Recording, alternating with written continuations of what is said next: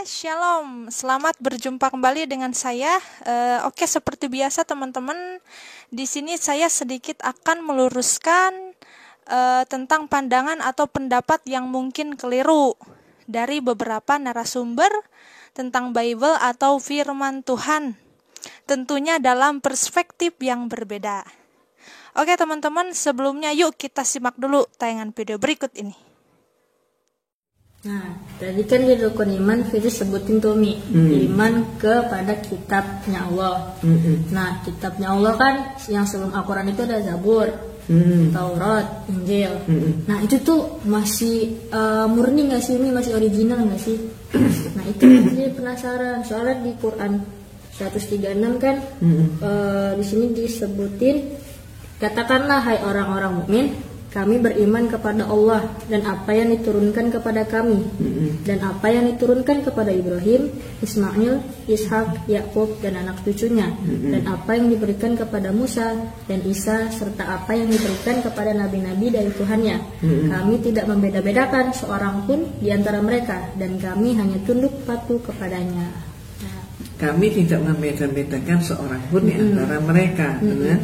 Berarti Allah memberikan kitab Taurat kepada Nabi Musa. Taurat Musa. Zabur Daud ya. Isa Injil. Gitu kan?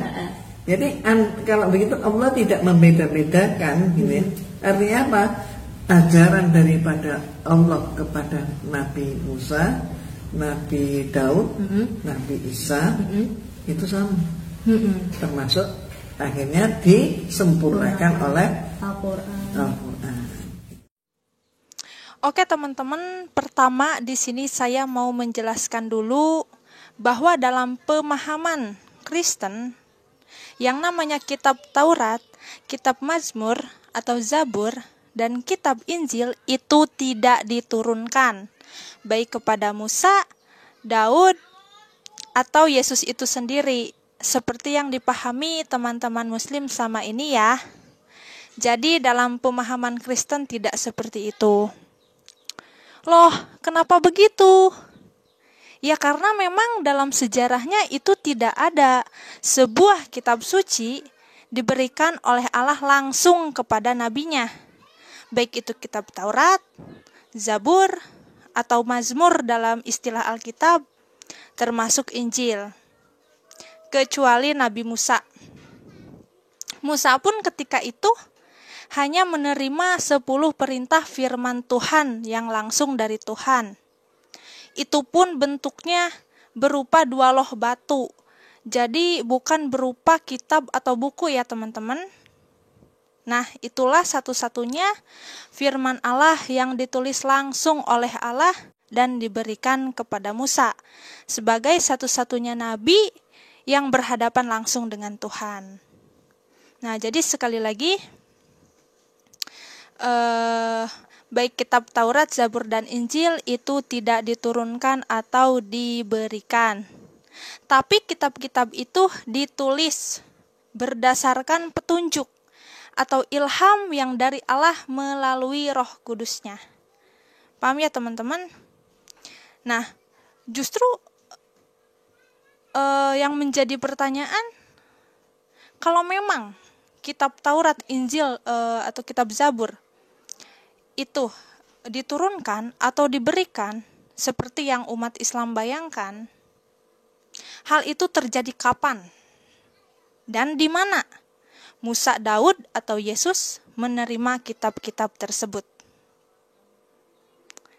Silahkan teman-teman muslim renungkan dan jelaskan. Oke, paham ya teman-teman? Yuk kita simak lagi tayangan video berikut ini.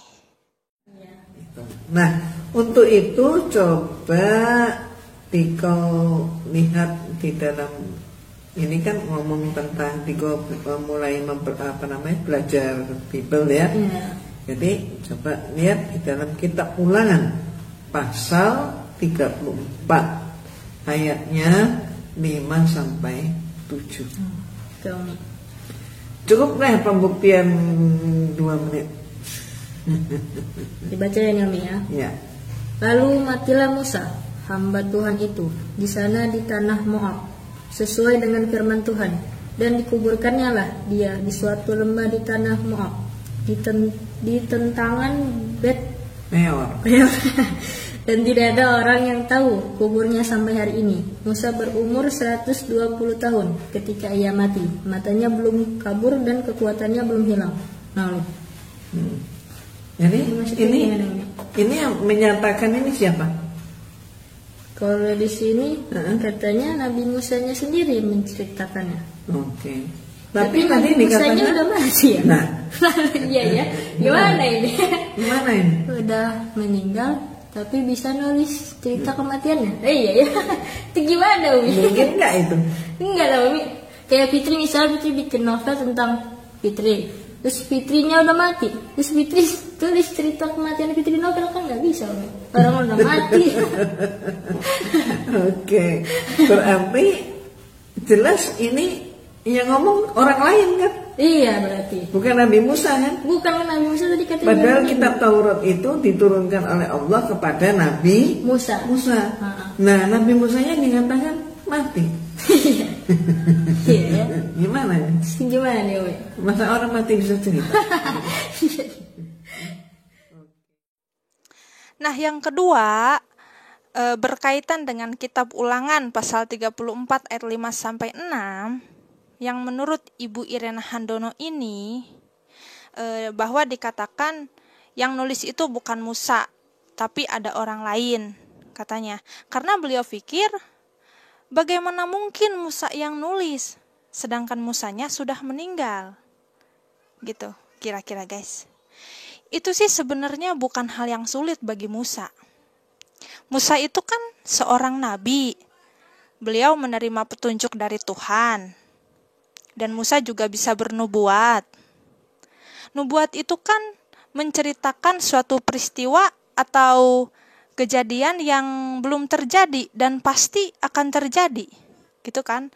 Dan nubuat itu datangnya dari Tuhan sendiri. Nah, mungkin dalam hal ini Ibu Irena ini lupa nih bahwa Musa itu di situ tidak sendirian. Sebelumnya kan Tuhan sudah menunjuk Yosua bin Nun sebagai pengganti Musa. Tepatnya itu di kitab Ulangan pasal 34 ayatnya yang ke-9. Dan Yosua bin Nun penuh dengan roh kebijaksanaan, sebab Musa telah meletakkan tangannya ke atasnya, sebab itu orang Israel mendengarkan dia dan melakukan seperti yang diperintahkan Tuhan kepada Musa. Jadi di ayat ini jelas ya teman-teman. Nah, jadi kitab Ulangan itu yang nulis memang Musa. Meskipun pada bagian akhirnya seolah ada orang lain yang nulis. Namun tak lain orang itu adalah Yosua. Karena Yosua juga sama-sama diutus Tuhan. Gitu teman-teman. Nah, jadi sebenarnya yang perlu dipahami itu bukan siapa yang menulisnya, tapi siapa yang berfirman di ayat itu. Itulah yang perlu dipahami. Ya, paham ya teman-teman ya? Yuk kita lanjut lagi video berikutnya. Artinya apa? Membuktikan bahwa ternyata pertanyaannya tadi, apakah masih ada Taurat, Zabur, dan Injil yang murni? Ternyata sudah diubah. Ya kan? Makanya Allah berfirman menyatakan bahwa celakalah orang yang menulis, berbicara ataupun berbuat, menyatakan itu dari Allah padahal itu buatan dia. Dia siapa? Dia adalah hambanya. Dia adalah manusia. Oke? Itulah sebabnya keistimewaan Al-Quran dibandingkan dengan semua kitab yang lain, karena Al-Quran itu datangnya dari Allah yang Maha Pencipta, yang Maha Penyelenggara, dan semua sifat-sifat Allah yang lainnya. Ada 99 sifat kan di dalam Asmaul Husna. Maka Al-Quran itu tidak pernah berubah. dijaga sama Allah langsung ya Umi. Karena apa? Itu tadi Allah yang maha pencipta, Allah yang maha penyelenggara. Gak mungkin Allah salah. Iya. Nah, yang ketiga di situ dikatakan bahwa kitab Taurat, kitab Zabur atau Mazmur dan kitab Injil itu sudah tidak murni lagi dan sudah diedit-edit katanya.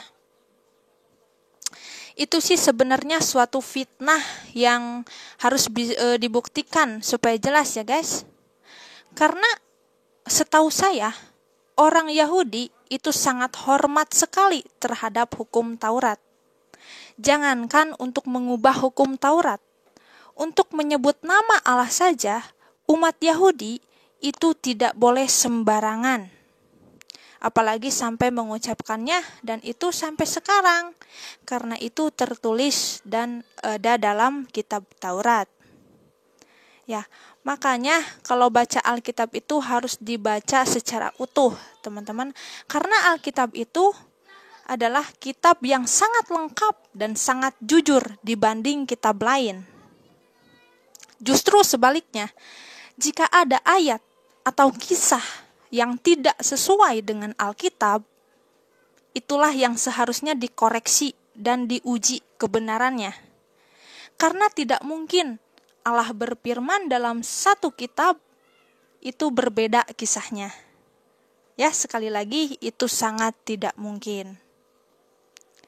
Nah, makanya teman-teman, apalagi nih dalam Quran dikatakan bahwa tidak ada yang dapat merubah kalimat-kalimat Allah. Itu tertulis di Quran surat Al-An'am ayatnya yang ke-115.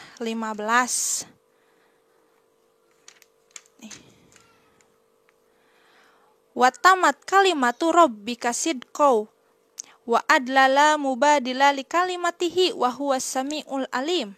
Telah sempurnalah kalimat Tuhanmu sebagai kalimat yang benar dan adil. Tidak ada yang dapat merubah kalimat-kalimatnya, dan dialah yang maha mendengar lagi maha mengetahui.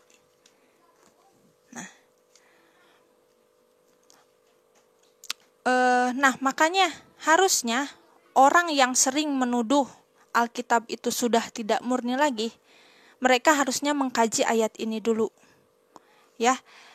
Jadi jangan keluar-keluar dulu seperti Ustadz Yahya Waloni ya, yang menghalalkan kebohongan dalam ceramahnya. Karena itu sangat memalukan dan mencoreng agama Islam itu sendiri, teman-teman. Nah, jadi jika dalam 2 menit Ibu Irena Handono ini dapat membuktikan ketidakaslian Bible atau firman Tuhan, saya pikir itu keliru ya. Justru dalam 2 menit itulah Ibu Irena Handono nampak kelihatan tidak paham.